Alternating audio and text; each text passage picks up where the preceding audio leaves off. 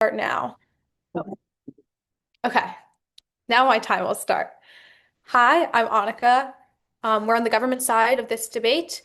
We have some top of case to get into thinking about what this sort of narrative means for the world and what changes when we get rid of it. And then we have four contentions for you.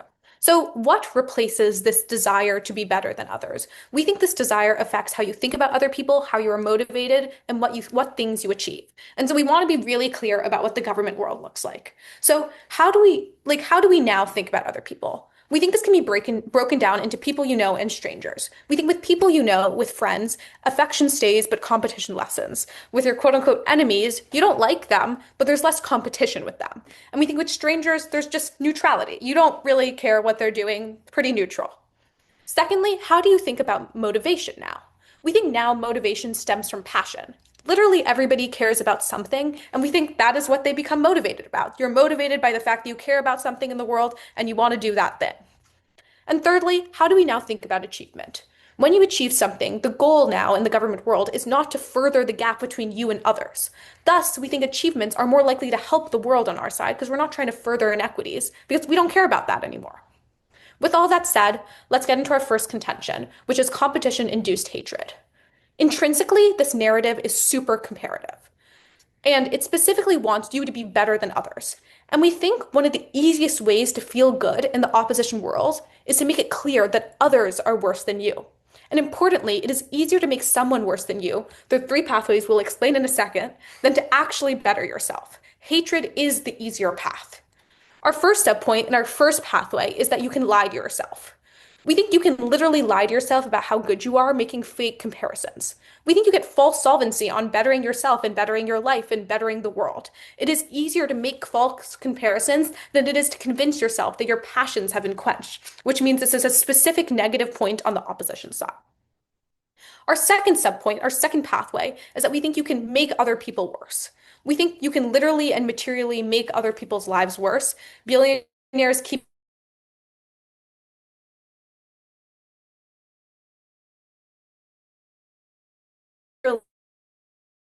put somebody down, and there is no need to do any of those things, but you do it because that is your way to feel good about yourself. That is your way to make yourself better. It can be by putting other people down. We think this creates pathway number three, our third subpoint, which is forming in-groups and out-groups. We think the systemic approach to putting people outside of the majority, where things like racism and sexism and homophobia begin, is by people wanting to feel better than a certain minority group. And they realize it is easier for this certain majority group, instead of trying to be better, to put somebody else down, to say that they are systematically, scientifically, whatever, inferior, and by doing that, make themselves better. We think that the desire to be better than others is the fundamental cause of a lot of our systemic forms of oppression in this country and in the world, because that is the easiest way to make a big group of people feel really good and feel like they're getting better. Okay, on to our second contention, which is on community. We think when we don't look at each other as competition, we collaborate more. I think this is pretty straightforwardly good, but I think it's straightforward. I think it's really good on so many different levels.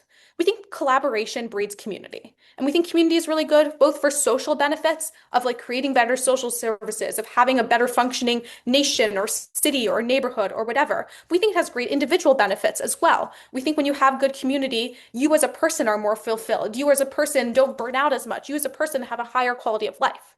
We also think this collaboration community is good on on an academic level, on a progress level. We think when you collaborate, you're more likely to achieve really great things because more minds all thinking together. We think you're more likely to make connections across fields, make more interdisciplinary discoveries, which we've seen in like the past whatever number of years you want to say, which is where discoveries need to be made as we move forward in our world. We think there are also individual benefits and social benefits to collaboration and just forming more cooperation. I think we have less war, we have less violence because you're looking at each other less as competition and more as people we can collaborate with. Our third contention is on more people going into things or a lower barrier of entry. We think a lot of people are really afraid to start in the status quo in the opposition world because it is really scary to be bad at things. The reason they are afraid is not because being bad at something is an intrinsic thing, is an intrinsically bad thing. It's also not like being bad at something is something that'll stay forever. It's because they are afraid of being compared to other people.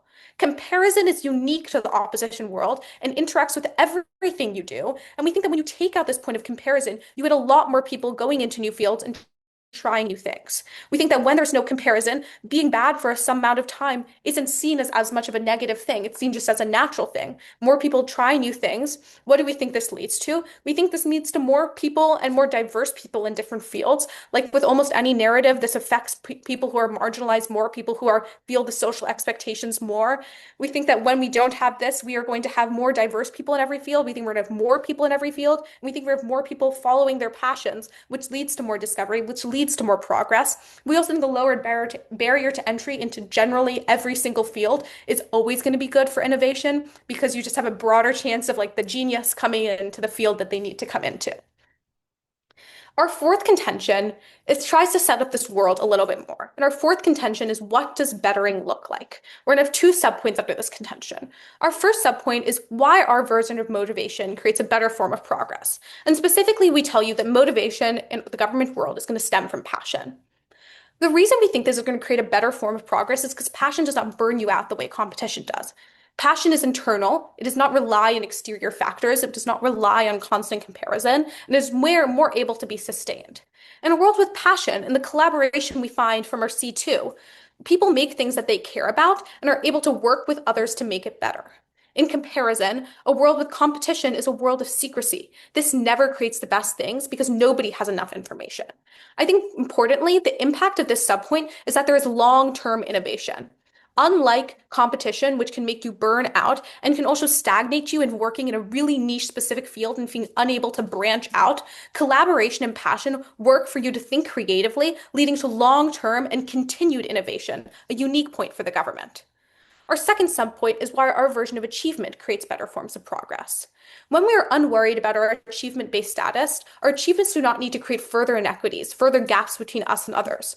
Thus, we think innovation is more humanitarian. We are not thinking about ourselves in the context of other people, where other people are enemies, and thus our innovations are more likely to help broader people, even when we know technically our bettering levels might even out. We think this is generally good because innovations that help more people is good for society. And for all those reasons, I urge a government ballot. All right, good speech, good speech. Judges, are we okay with a quick off-time roadmap before I begin? Yeah, okay, great.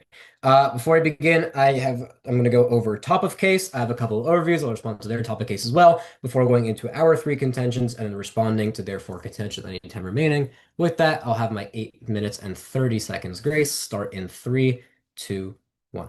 Okay, this doesn't really matter for the round, but there was no house or framework defined. Rational actor and net benefits, they were talking about the same thing as well. We have a couple of overviews that we think are important to mention in this round. First of all, is that this starts now. This is not starting at the beginning of human creation, meaning that it's like today. We're still living in our country, we still have our system structured set up. It's just that now there's no more desire for greed, and we continue on from there. This is going to be relevant pretty soon. Secondly, we think that greed still exists. The government case is pretty built on this idea that people become not less of a desire to be better than others, but more of like everyone's now more moral in general. But that is sort of a very broad scope. The motion doesn't talk about itself. When you push the buttons, the motion says you have no desire to be better than others. This still means you could have greed monetarily. It can mean you have greed in terms of consumerism. This does not mean that this only means that you're going to have less greed in terms of how you think of yourself compared to others interpersonally. Lastly, this is kind of obvious, but we're the status quo here. We're continuing on as like normal. So we're comparing the present day world and the world we currently live in compared to whatever the government is proposing. With that, I'd like to get into our first contention about innovation. So we believe that a lot of innovation stems from this idea of wanting to feel better than others. There are other reasons, such as the greed that I mentioned earlier economically. However, the real reason that many people want to grow a company, for example, is because they feel they're the best person primed in that position to do so. They feel as though they are the best person positioned to be able to make this change, to make this new drug, to find this new, like, chair they think is better for the world. Anything they think they are good at, they can then use as a reason that because they think they are better than others, they can now go on and have more motivation to build it. They talk a bit, I'll get to their case in a bit, but when they talk about in their, I think it was in their fourth contention, they talk about humanitarian innovation, how you have more innovation only in terms of like focusing on the people who like need support. However, if you want to have innovation in every sector, which we believe is important, you'll find it here. The Gov themselves concede that you really will only get more humanitarian libertarian innovation, and there will be a decrease of innovation in other fields. However, innovation in things such as technology, even things such as pleasure that only people who are in more of a middle class or upper middle class area will be able to afford, is still a net benefit to the world. I am a middle class person. I would love to have a really comfy sofa, and if someone could create a better one under this need for innovation, that will be lovely. And that's something that the government themselves said that will occur less in their world. Overall, it also means that companies that are now very put against each other have more of a reason to collaborate and join monopolies. They themselves say that everyone's going to collaborate. So sure, let's take that to the extremes. Let's say we're living in New York City and there's a lot of companies everywhere, and now there's no incentive to hate each other because you don't feel like you're better than another. And they realize if they come together and collaborate, they can work together on that greed of money, on that greed of power, and they can do that to then grow their companies and create monopolies, which obviously would be a net loss to everybody living in that system because monopolies lead to higher wages, a worser economy, and overall a net loss for everybody living there, meaning that the government themselves agree that there'll be more collaboration, and we're expanding that out to companies which exist in our present day and will continue to exist under the government world. Overall, innovation will grow much better, and you will see a shift. You'll not see a closer shift of more monopolies being created under the opposition world. Moving on to the second contention about change makers. Now, when you think about any revolution that's happened in the past in history, you tend to think of one or two leaders, right? You tend to think of some people that have really made the change happen. For example, the civil rights movement in the United States was mainly led by the peaceful faction MLK and the violent faction run by Malcolm X and the Black Panthers. These people have this inherent desire, thinking that they're the best person positioned to be able to do this, and so they create these groups, right? You get these divisions. You get like Martin Luther King saying, "Hey, I'm the best person who can lead this movement. We should be peaceful," and Malcolm X saying, "Hey, no, I'm the best person that can lead this movement. We should be violent." And when you come together and you have both these leaders trying to struggle for this desire to be the best one, you end up having more people join their movement, right? When you have different factions of a movement come together, you end up having more people wanting to agree with them because people who want to be more violent will fall under Malcolm X's category. If you want people to be more peaceful, you'll join MLK's category. And when you come together, these two factions end up creating more social justice overall. If we get more people to be thinking that they can be change makers, think that they are better than other people in terms of creating this change, we're then able for more social justice to occur. And there's still so many social justice issues in our present day today that are working on being solved because we have change makers. For example, Greta Thunberg, who was only a teenager when she began her pursuits, has been one of the biggest advocates to stop climate change. And because she has that belief that she is the person who can do it, we've now seen more things happen to support the climate than we would have had if we didn't have this desire to be better than others, and we wouldn't have seen Greta Thunberg taking this action. Moving on to our third and final contention about culture. They talk about how everyone will like sort of join together into this collective community, and we think that is a big problem in their case. That is basically talking about assimilation. We're talking about everyone joining this one big, according to them, happy community. But what that leads to is you get one big echo chamber. The whole purpose of having different communities, different cultures, is to allow for different hive minds where different ideas can grow. The reason that paper was found first in China and mathematics was first found more in the Ottoman Empire because they think differently. And these people, when they are in their own communities and their own categories, can lead to more innovation, and they can also lead to more social experiences. If we were all in one culture and one like sector of people, you would have less traditions, you would have less enjoyment in your life, and overall, you would have much less reason to celebrate because you're not seeing yourself as part of this small group. You're seeing yourself as part of everyone. And when you don't have that outside person, when you don't have that desire to be better than a different group or a different person, you end up not having things you want to celebrate about yourself. You end up not having more innovation in the groups that you have. And overall, the cultures that helped create many of the innovations and ideological ideas that we have in our present day simply don't exist in the gov world, overall leading to a net loss under the gov world and a net benefit in the opposition world. Moving on to the government case, their we agree with all of their overviews. Yes, we agree with all their overviews. Moving on to their first contention about hatred, they talk about how it's easy to like lie to yourself and think you're more arrogant. They don't explain why that's a bad thing. We believe that being able to lie to yourself a little bit and say like, oh yeah, maybe I am really good, gives you that intrinsic confidence and motivation that someone might need to do something. For example, if someone thinks they're not good enough for soccer, but then they have to try for like the soccer team, and then you go, wait, maybe I'm better than other people. Maybe I can try out. Even if that's not true, this idea of feeling like you're better than others will make you want to do it, overall leading to more confidence and a net benefit for that individual. Secondly, they say that it'll be worse for others because more exploitation. However, we still have greed in the world. We still have greed in terms of money, in terms of food, in terms of all these other things. So just the fact that you have this desire to be better, you no longer have this desire to be better than other people, does not mean you don't have all these other forms of greed that are talked about in many religions as well. Pride being what I think is most related to this is only one of many like of the sins in in Christianity and one of the taboos in Jewish culture as well. Overall, you'll still have exploitation under other forms of greed, not just the desire to be better than others. Their last subpoint here, they talk about how this also ties into their second point, or no, sorry, this is separate. When they talk about like how you'll have more racism and more things of the such, we believe that again, exploitation will still occur. If you look back at why, especially the Atlantic slave trade existed in many of the new world countries, such as the United States, it occurred because all these plantation owners thought it'd be better for their economy, better for their bank accounts, it'd be better for the people around them who are white because it could better their world. Again, these are all things that are tied to greed that is not based on being better than other people. Now, they may have used that as an excuse, but we believe that you could still use that as an excuse in many other ways to still lead to that inherent sense of greed. Overall, you would still have more exploitation and more racism, sexism, and the such. Their second point on community. We still have community as well. Again, we talk about it in our contention. You kind of cross everything there. Their third contention talks about lower barrier of entry, and they say that comparison is unique to the opposition. We completely disagree. We think that comparison still exists. It's just non-personal. A good example of this is teenage girls who might feel self-doubt about themselves, watching a newspaper or like a magazine about how there's all these really pretty hot models, and then they would be comparing themselves to them, which is not an inherent desire to be better. It is simply a thing that would exist in their world as well. Overall, not being unique to the op. And lastly, on their point of passion, there's still going to be greed. So again, cross-reference everything. So judge, if you want a world that has more innovation, more change makers, and a better sense of culture, it is going to only be found under the opposition where we don't press the button. That's the end of my time. Thank you.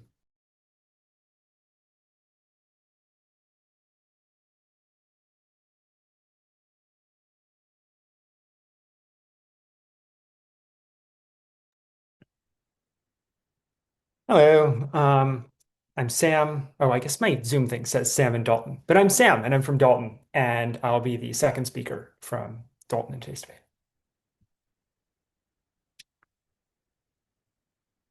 Let's get my time set up. Everybody ready? Cool. Let's do this. Time starts now. Judges, in this round, I have an ask of you. Because what the Gov side is asking you to do in this round is asking you not about simple policy or economics or a silly story, but rather the Gov team is asking you to reimagine our own lived experiences of being human, of our own experiences of comparison to others. The good news is that radical imagination of novel ideas is like the very point of debate itself. And that kind of radical imagination is why I feel honored to take up the Gov advocacy in today's debate. I say this because this is a round about imagination. And throughout the round so far, the op team's failure in this round is not a failure of debatability, but a failure of their own imagination. As we'll see again and again, their model of the world in this round simply isn't deep enough. Let's get into it. On the top of case, opposition comes up and tells you that greed still exists, that greed is a different thing from what's happening here entirely. But once again, this misses the underlying actual model of the world that Annika reads to you on greed. Look, wanting to be well off for yourself is going to exist in either world. There's always going to be some desire for having material resources. But monetary greed that we see on a wide scale in our society today is going to disappear almost entirely. When we see billionaires gathering even more money that doesn't increase their quality of life at all, it doesn't increase the quality of life of their loved ones at all, what is the purpose of that? To show that you are better than other people, to show that you're better than your millionaire or billionaire friends. It's to show that you are somebody who is worthy of these things. That is the cause of the wide scale societal greed we're actually talking about in this round. That's what Annika literally tells you and goes unresponded to. Yes, people still want some level of material comfort, but the desire to crush all of your enemies disappears when you don't care if you're better or not than your enemies. Okay, let's move into I. Yeah, of course. If these billionaires know that they're like one of the few billionaires that exist, why do they care about the other people if they already know that they're better? Because they want to be better than the other billionaires. Because, like, all the time this happens. Everyone who's in a rivalry of two people who wants to be better than the other person. You don't need 8 billion rivals. You need one, and that's enough to drive your greed. Also, because this is the desire to be better than others, also the desire to be much, much, much better than others, too. It's not just like a binary yes-no switch. Okay, first Gov contention about competition-induced hatred. The first thing my opponents tell you is that being able to lie to yourself a little bit is a good thing. But once again, my opponents model of the world just isn't deep enough. Because what they don't ask is what happens after you play that game. Because what happens is you go, aha, I'm probably really great. And then you go out and you get crushed because you've never played soccer before. You're going to get demolished. And then you're never going to want to do it again. Because as Annika tells you in her speech, people are afraid of being bad. But the reason why they're afraid of being bad is because they're afraid of being seen as worse than other people. Comparatively, in a government world, when you do something, you do it because you're genuinely interested or genuinely passionate about it, which means it's much more likely you continue to do the thing over and over again. Secondly, on greed, I already read a response to greed, cross-application here. Thirdly, on this idea of the Atlantic slave trade and the origins of racism. Here's the problem. The Atlantic slave trade was formed because of economic greed, but the choosing of Black people as the face of this slave trade, the scientific racism that persisted through the 1900s, the Jim Crow laws, those didn't have economic benefits. Those were purely based on a psychological desire to create a white superiority. The existence continually of bias and oppression and bigotry in the status quo constantly comes at the expense economically of the very people perpetuating that bigotry.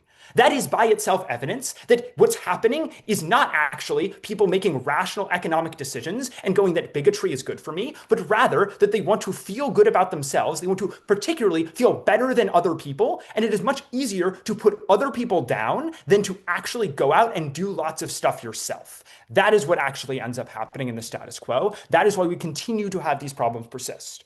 On their second contention about community, they cross-apply this argument that they make about assimilation. I'll get to that when I respond to their case. On our third contention about people going into things and the barrier entry being lowered, they say that comparison still exists, but it's not personal. And then they tell you an example about someone going on Instagram, looking at Instagramming models and going, oh no, I don't look like that. That is literally trying to compare yourself to other people because you want to be better than them. It doesn't necessarily mean you think, oh, I'm better than them right now, but it's the desire to also at some point in the future that you will be better than them, but you also know that you kind of won't be because you don't have all the resources they have access to. And so when you compare yourself to others, when you have it be that competition, you just never even start because you're like, they're so far ahead, I'll never be better than them, so I'm screwed. And you feel terrible about yourself and you don't even start. On this fourth contention about greed still existing, once again, here's my response here, which is that the actual greed that's like crippling throughout society, this is what totally comes from people wanting to be better than each other. Now, first contention on my opponent's side of the flow. On op, they talk about innovation, but there's two key problems with this. The first key problem with innovation is that this is the only people they get rid of running companies are the people whose goals are steamrolling their competitors and running them into the ground. And on side gov, we say, if you get rid of those people's motivations to get out of bed, that sounds great. That sounds awesome. What we want is a world where the people actually running the corporations do it because they actually believe in the work they're doing. That's always going to lead to a better world, rather than having a world, as my opponents tell you, of egotistical maniacs who want to kill their enemies. Always going to be a world where people are happy to be in. A world where everybody who runs companies cares about what they work on and doesn't care about exploiting people to go from being a millionaire to a billionaire. But secondly, Gov doesn't have an increase in innovation in other fields because we think that people have all kinds of passions and things, and all, like whether it's like tech or sofas or whatever it is, and that if they never even start, then they're never going to end up innovating. Or alternatively, in a society in which people are less greedy, less exploitative, it's easier for new people to enter into the marketplace of ideas because there's less oppression and more access, which means you get more. Understate the history of MLK. MLK literally, in his writing, argues that he isn't anyone special and puts himself in the legacy of other people who are these humble change makers. People like Gandhi, people who are like, I am a regular person who's trying to do my best at changing the society I'm in. The best change makers are always going to be people who want to do it for their own passion. Because, second response here, notice that my opponent's analysis, when they tell you that people, the best change makers are people who think they're gods, is just as true of Nazis as social justice advocates. They don't actually have any way of encouraging the change they make to be good change and not delusional change from people who are filled with hatred. When the KKK goes out and does violent actions, I don't want them to have the most motivated leader of all time. It is only Gov's side in this round who actually has a mechanism to making people more good and more kind to each other, which is by eliminating in-group, out-group formation to begin with. Even if my opponents are right that we have fewer change making, if our change making is actually coming from a place of care and compassion and not from people wanting to kill other people to feel better about themselves, to feel like they're intrinsically superior, I'm always going with the government side in today's debate. On their third contention about collective community, once again, my opponent's model of the world just isn't imaginative enough. It doesn't have the vision of how good things could be if they were radically different from the way they are now. Different communities and different cultures can be very good as long as you aren't isolated. Notice how free trade of ideas is the deciding factor. When we look at the development of mathematics, it's not like the Ottoman Empire does it in a vacuum. They do it trading with other people, and then those ideas of mathematics spread throughout Europe. They spread all over the globe. They spread to all kinds of different places and develop into what we understand as modern mathematics today. If you don't have that kind of spread of ideas, you never actually get innovation. If you're just locked away, you don't get it. But notice that it's government side who is fewer like scientific maniacs who care about sabotaging their opponents and think they're gods, so don't want to listen to anybody else. We have people who are more open to other people's ideas and actually listen to them because there's less bigotry and they don't think they're gods, which means we always get more diversity of perspectives. I urge a government ballot.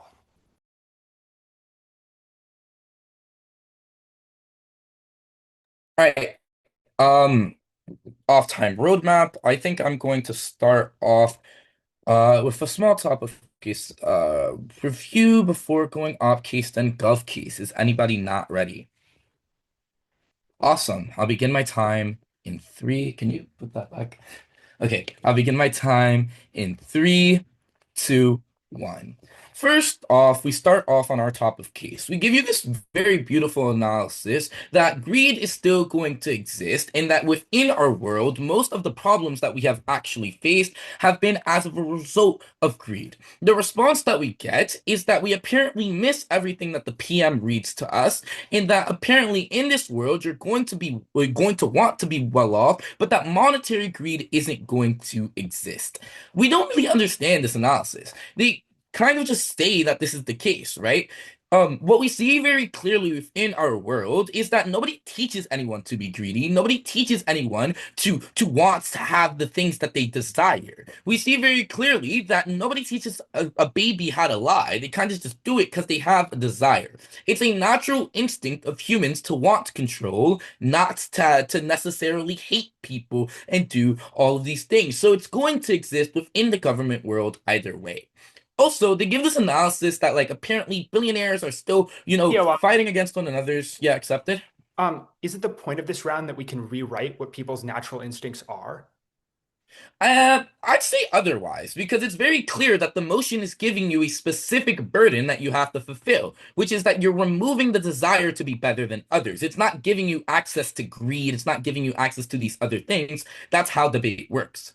Back on to the point that they make regarding billionaires, they mention how apparently billionaires within our world work because they want to be better than others, and that they still push to get more money because they still have a desire to be better than these other billionaires. But I think the simple response is then look at the way that society actually works. We see that Palantir is working with dozens of other rich people and billionaires to simply get what they all want, which is this money. It isn't about this competition that we see very clearly then. Moving on to our first contention on op.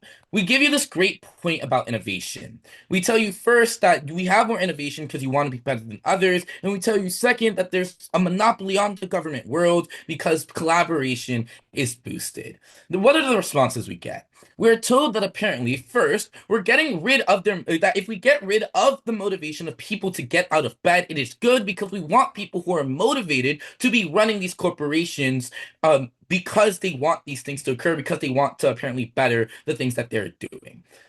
Few ways to look at their argument. First, let's take it at face value. I think the clear thing to see is that sure, maybe if we do buy what they say, we have people that love what they want to do, but we get less things done, which is harmful to our framework. But judges, let's not take this at face value. I think the very clear thing that we see is that people will then not have the incentive to create change. People will then not want to get up, not have a spark that leads them to actual motivation. We see very clearly that people find an issue, they realize, oh snap, I can probably do that better. And then motivations begin to develop from there. That is an experience that almost anyone has had within their life, even within like self-reflection, for example. Moving on, they say that like more people enter this sector and that is a good thing. But I think the first thing to realize is again that this doesn't happen. But the second thing to realize is that there needs to be some sort of individuality to set higher standards so that we can all keep rising one after another after another. But I think the most important thing to realize about this contention is that we get no response to this point about monopoly, which is one of the biggest impacts on the opposition side. My partner gives you this beautiful analysis that speaks regarding how monopolies are boosted. We see that when people are coming together, when there is no individuality, people are coming together, they're merging their companies, and then they have all of the control over this industry. That is a net harm. Don't let them respond because they already had the chance. Moving on to C2 on change makers. We tell you very clearly here that few people make change and that the reason why we have different factions that can then get more people into a movement is because people think that they are better than others. We see this with like Greta Thunberg, MLKV, Malcolm X, etc. The responses that we get is just that MLK puts himself in the legacy of others, and that bad change makers can still do this, and that apparently the government side is the only side with change. I think the simple response here is that you can still be humble and think that you are better than others. Why? Because you're analyzing your skills at their face value. You're analyzing your skills at what they actually are. You can still put yourself above others. You can still think you can do something different from others, even if you are humble, because it is a simple analysis that you have to do. But I think the next thing to see here is that the bad change makers that they're referring to are actually people with this idea of greed, with this idea of exploitation, with this need for control, which is a major thing that we see within our society. One is hope, one is hate, and hate is led with so many different incentives which are just proliferated on their side. To our third contention on culture, we tell you very clearly that a collective communities that we need many communities to reach a society with many different traditions, many different options for people. They argue that the government side isn't isolationist, that they still have this like increase in things, and that apparently people are still going to be splitting up. But I tell you very clearly that first, they concede the entire point. They agree with us. They say that on our opposition side, we're able to have more factions. But two, again, I emphasize over and over and over again that there needs to be incentive for people to take action. And often the start to the fire is realizing that we can do better than another. I mean, look at self-reflection. I think it's the easiest way to dumb this down. You realize that you can do better than yourself, and you get the motivation to do it because you either want to improve or because you think you can lead to a bigger change. We see within our world that people start off by comparing themselves and then go ahead and create the change that they so desire. Moving on to government contention 1 on hatred. They give us 3 subpoints regarding why hatred's proliferated. My partner responds by saying it's not bad to lie to yourself. It gives you confidence that we still have greed in our world and the exploitation will still occur.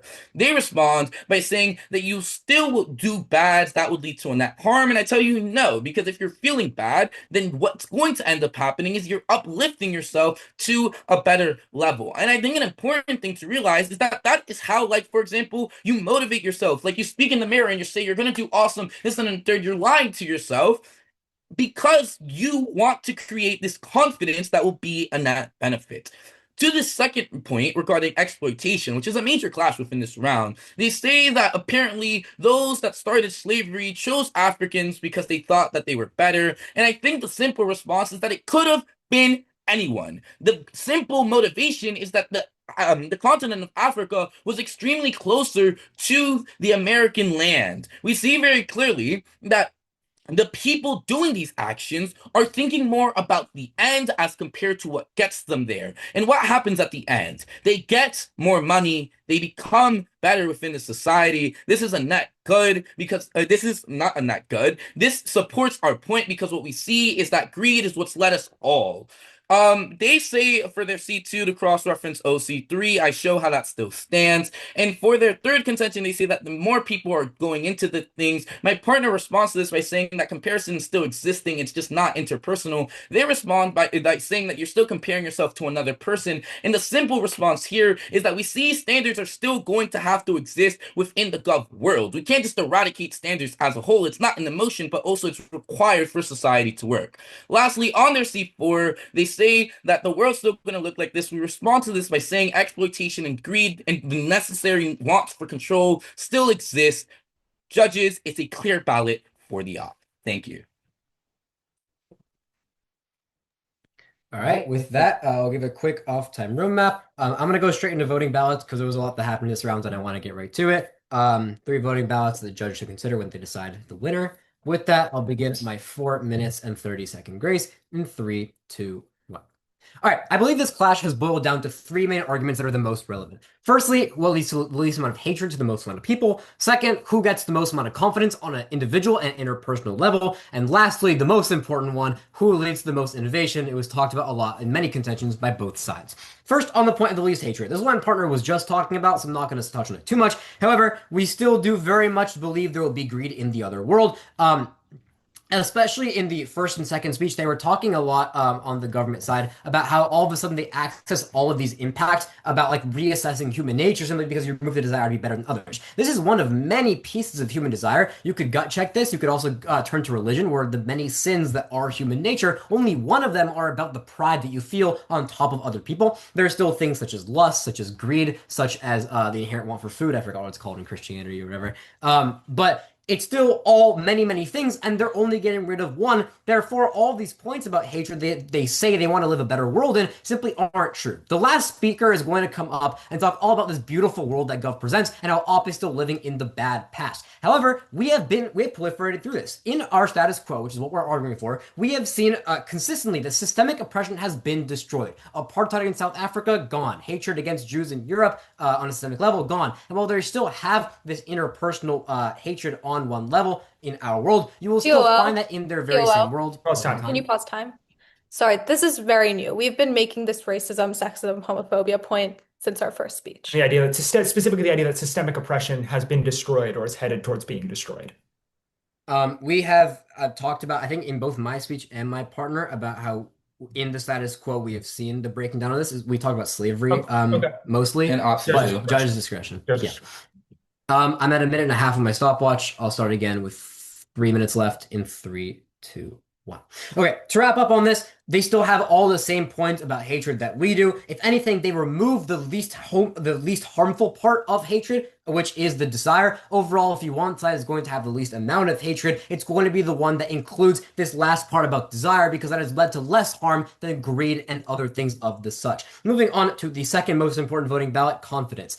This talked about a lot, and we talk, especially in their first contention, we respond to a point saying that you'll gain more confidence. To give the example of the soccer, joining the soccer team, and you get this inherent sense of wanting to do things. It inherently motivates someone based on hope and ability. They talk about how you may get overconfidence, and sure, that may happen. That happens to everybody. We believe that it's better to be overconfident to be underconfident. If you do end up being more confident, you try new things, you gain more opportunities. You have more, I guess, opportunities to be able to try new things and be able to get up, reach levels you didn't know you had before. Overall, having confidence means you'll have a better mental state because you don't like self-deprecate yourself. You also, again, have more opportunities because you find all these abilities you didn't know that you had. Overall, these are all things that fall under the opposition world, as if you get rid of desire under Gov, you have no desire to try to be better than others, meaning you never try in the first place, meaning you don't access any of these impacts. So if you want to have more confidence in yourself and more confidence interpersonally, it will only happen on the opposition world. Now, lastly, the most important voting ballot, innovation. This was talked about, and I counted 2 contentions on both sides, so let's get into it. We, again, as we've said from the very beginning, have real motivation. The only motivation that the government tries to tell you about their innovation is going to be intrinsic, right? Like you're going to get out of bed and you want to do things. And yes, we agree that people have their wants and their habits and things they choose to do. However, that's not a big enough thing. Yes, there will be some people who go out there every day and they work hard because they want this thing, but that's not everybody, right? And in our world, as we've seen in our world today, especially under more liberal governments, we've seen that when people have this push and desire for innovation because of all of the desire to be better than others that you see, you end up with people who who want to try more, who end up doing more things, who end up pushing themselves to gain more innovation for themselves and then for the world as a whole. We would not be sitting in this beautiful home in New York City if there weren't people who were pushed to make apartments because they thought they were the best person to make apartments out there. If everybody thought, oh, there's somebody else out there that can do it, and maybe I'm not the best person for the job, then nothing would get anything done, and you have much less of a world built today than you would have otherwise. And lastly, on this point of monopolies, I think is very important and was unresponded to. When monopolies have no desire to attack against themselves, and their only intrinsic desire now becomes more based on greed of like money and control, they're more likely to work together, overall leading to a worse economy for everybody. So judges, if you want the side that has the least amount of hatred, the most amount of confidence individually and interpersonally, and most importantly has innovation for all, it is going to further net benefits in our society to not push the button and continue to have desire to be better than others. That is the end of my time. Thank you. Okay. Is everybody ready? Sounds good. Then my time will start now. So why does greed go away? I think that greed comes from a desire to have more than others, and that greed is inherently comparative. When we take away a desire to be better than others, the villainous aspects of greed disappear. Because sure, Palantir collaborates with their other rich billionaires, but they collaborate to be better than Lockheed Martin. The people who fund Palantir collaborate with Palantir, fund Palantir to have more money than the people who fund Lockheed Martin. More than this, we do not need to get rid of all the greed in the world or all the hatred in the world. We just need to get rid of some, which we do. And that is still better than the opposition, which is not doing any of that. Hi, I'm still Annika. Let's go through a bunch of different ballots for the government side.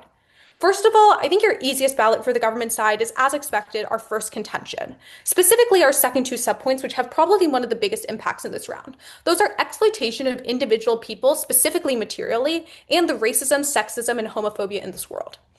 Specifically, it's important to note that racism, sexism, homophobia, all the isms continue to exist even when it is not economically viable. People are refused jobs, treated and seen differently, thought of as inferior, and because of that, people do not get economic benefits out of all of that. Racism continues to exist for the sole factor of people want to feel better than other people. They want to think other people are inferior, even when it's not the rational thing to do. And based on the opposition world that makes decisions based on economic viability, these sorts of interactions, this sorts of racism is not just going to disappear in the opposition world, we uniquely solve. All of these things are also specifically related to creating a greater gap between you and somebody or you and everybody else.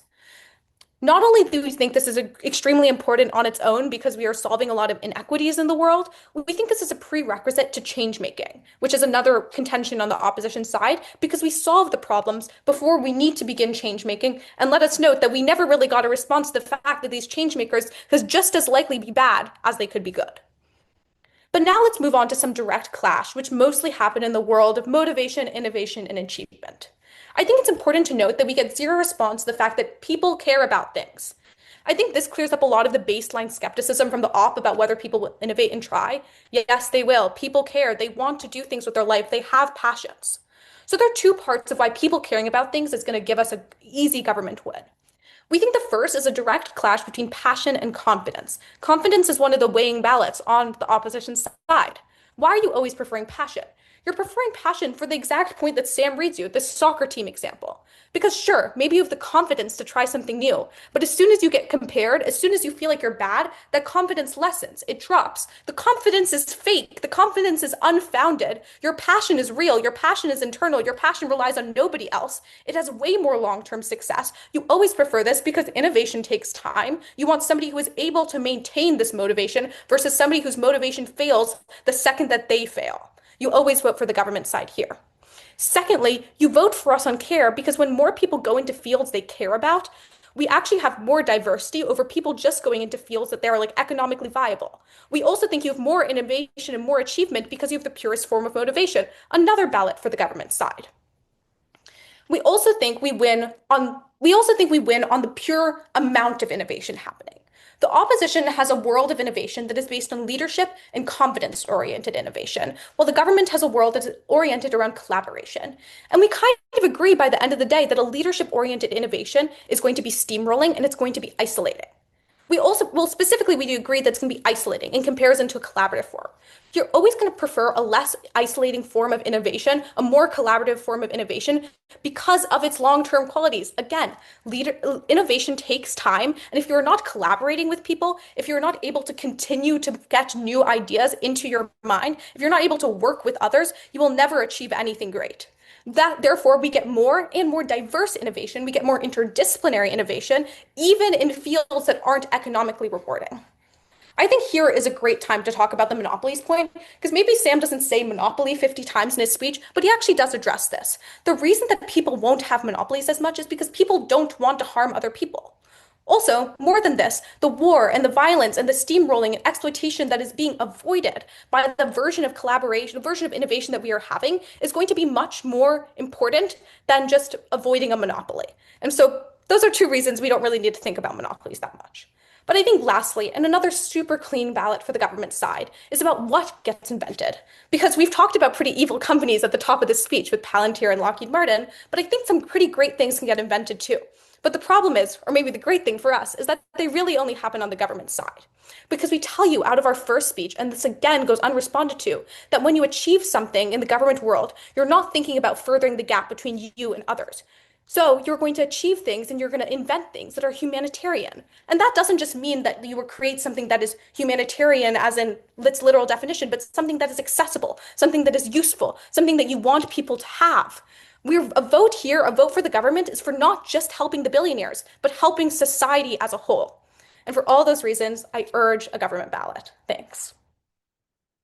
All right, good debate, guys. Great debate. Yeah, that was a Thank you. really Yeah, fun you round. too. It was super fun. Okay, I believe I was the last judge to submit ballot. Um, are the other judges here?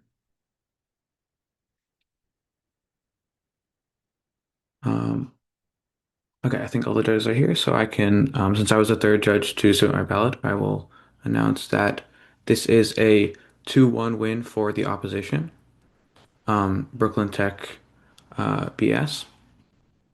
And I will start with my RFD. It's a pretty long RFD, but I submitted a lot of it on Tab Room, so I won't talk too much. But first of all, on the overall premise of greed, I think Op argued effectively that. Sorry, Oh, sorry. I'm so sorry. The only thing that we really got to hear was the result, and then after our Oh, Wi-Fi decided to give up on us. Could you repeat what you said? oh, sorry. Yeah. Okay. So the result was 2-1 for Op. And I'm gonna start with my RFD. And then the other judges can do their RFD. I put a lot of it on Tab, but I'll say some of it out loud. So the overall premise of greed, I think Opp effectively argued that it will still negatively affect the world on both sides, and that like it's a natural human like sin. I think the biblical example is very powerful, like with gluttony and lust, that greed is only one branch of this. I think this effectively argued for Opp that that greed is not caused by competition, but rather maybe competition is caused by greed or any other non-causation, non-correlated like causation, whatever. But I think government side really never told me why I should believe that competition causes greed, and rather that it just does. I think Op pointed this out because in Gov 2, the speaker told me that um, that opposition side ignored the framing of the world, but they didn't ignore the framing of the world. They rebutted it. And I think that their rebuttal was quite powerful, and kind of ignoring the rebuttal on government side left the rebuttal just sitting there until the very end of the debate. I think some of it was, I think there was some clarifications in the final speech that did change, like did make some arguments to me for why I should think that um, that competition causes greed. But I think it was also far too late to make that because it was in direct rebuttal to uh, ops ops definition from their very first speech. And then on to innovation.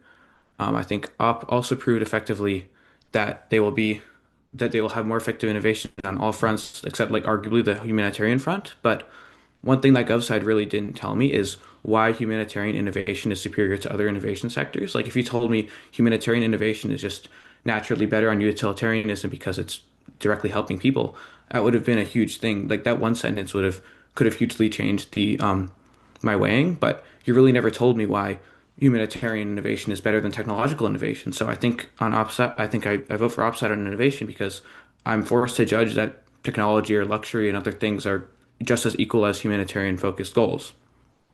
Um, and for examples like the MLK example, like it was initially argued by Op to be like MLK supporters versus the Black Panthers, their competition made more benefit overall.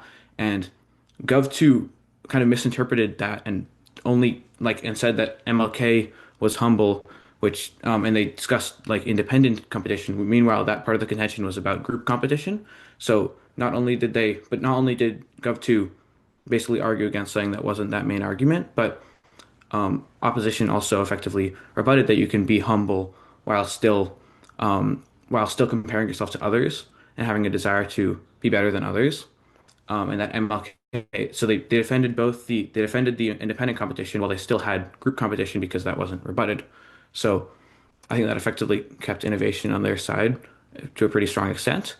I think the humanitarian goals and uh, humanitarian innovation and passion, they float to government side. Those ideas still exist, but they were effectively minimized by op. And gov side didn't tell me why they were so important to the round and why they were more important than ops issues because these effects existed on both sides, but the weighing, um, gov's weighing didn't tell me why their effects are better than ops.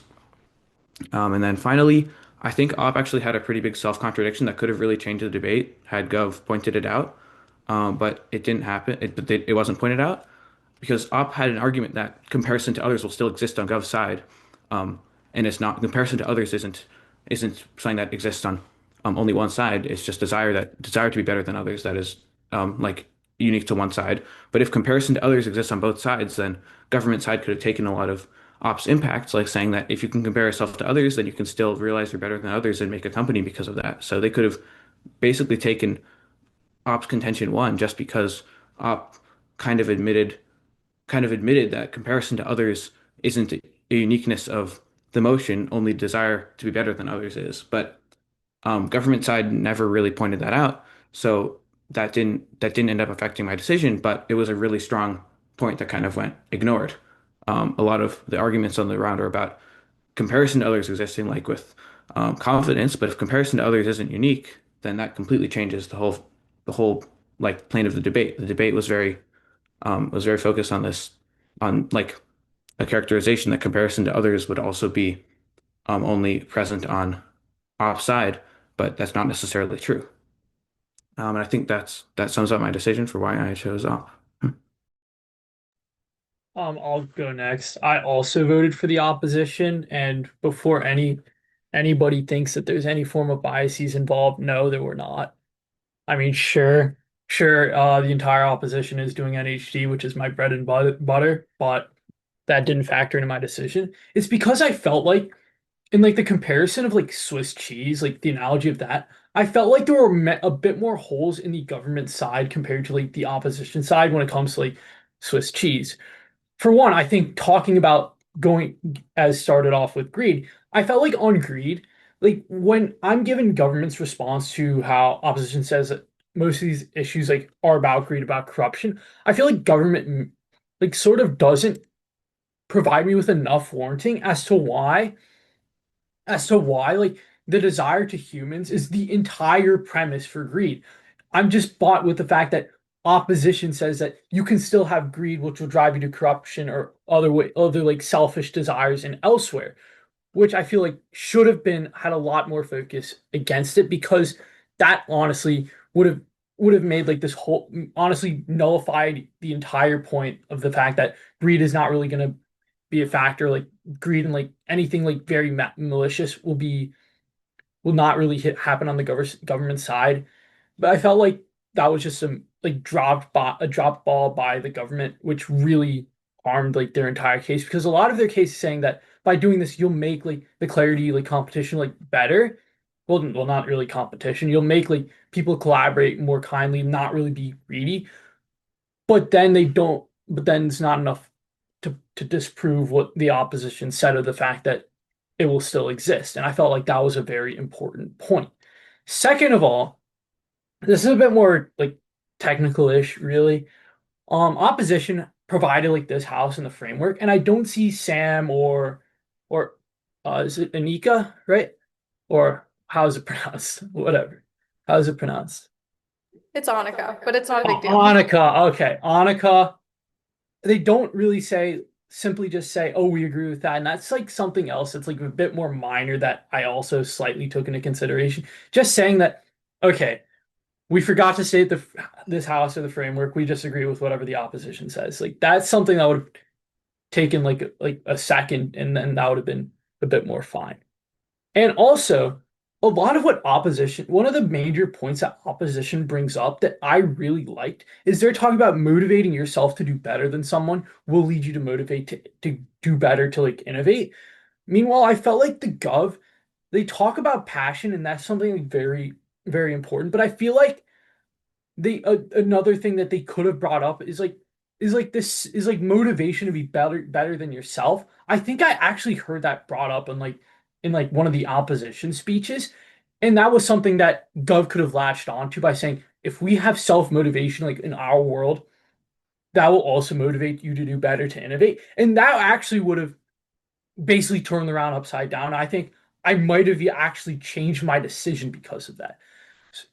So overall, there were just a few missed opportunities from the government that if you guys had capitalized on, like in Sam's speech or in Annika's third speech, I might have changed my entire decision.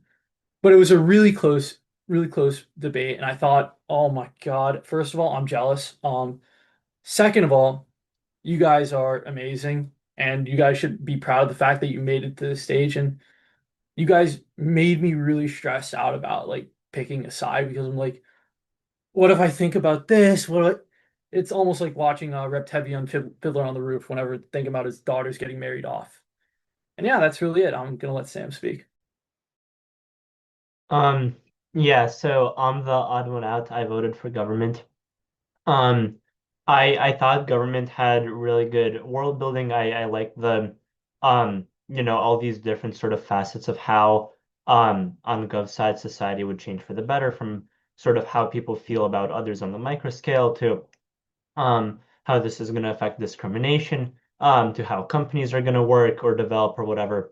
Um, and while I agreed with opposition that a lot of this is somewhat dependent on Gov's ability to prove that the effects, all of these effects are in fact going to happen just from what the motion talks about. Uh, I thought that Gov did a good job defending that. I didn't buy, or fully at least buy, Op's refutation that these issues do come from a desire to do better than others. Um, and I thought Gov did a good job giving many different paths to the ballot, and so that's why I voted for Gov. Thank you for judging. All Thank right, you for thank you, debating. judges. That was an awesome round. Yeah, Congrats. that was toughest one we had today. That was fun. That was really a really fun round. Have a good one, everybody. Have a good night. Happy Congrats Super again. Bowl. You guys, congrats Happy everyone. Super Bowl. Sam, don't worry, you won. Okay.